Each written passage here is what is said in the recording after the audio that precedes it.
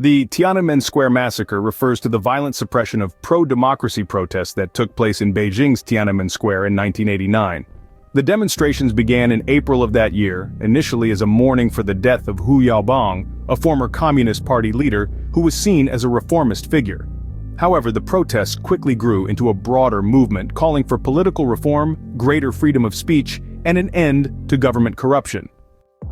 As the protests intensified and attracted hundreds of thousands of participants, the Chinese government declared martial law on May 20, 1989, and deployed the People's Liberation Army, PLA, to suppress the demonstrations.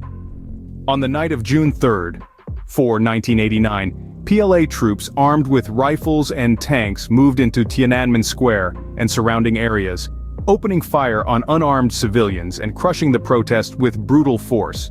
The exact number of casualties from the Tiananmen Square Massacre remains uncertain due to censorship and government secrecy. However, it is widely believed that hundreds, possibly thousands of demonstrators were killed, and many more were injured or arrested during the crackdown. The Tiananmen Square Massacre sparked international condemnation and led to widespread outrage around the world. It also resulted in economic sanctions and diplomatic isolation for China in the immediate aftermath of the events. However, the Chinese government vehemently defends its actions, portraying the crackdown as necessary to maintain social stability and preserve Communist Party rule.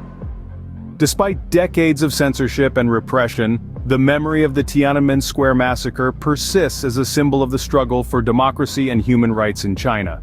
The event remains a highly sensitive and taboo topic within China, with the government actively censoring any mention or discussion of the incident.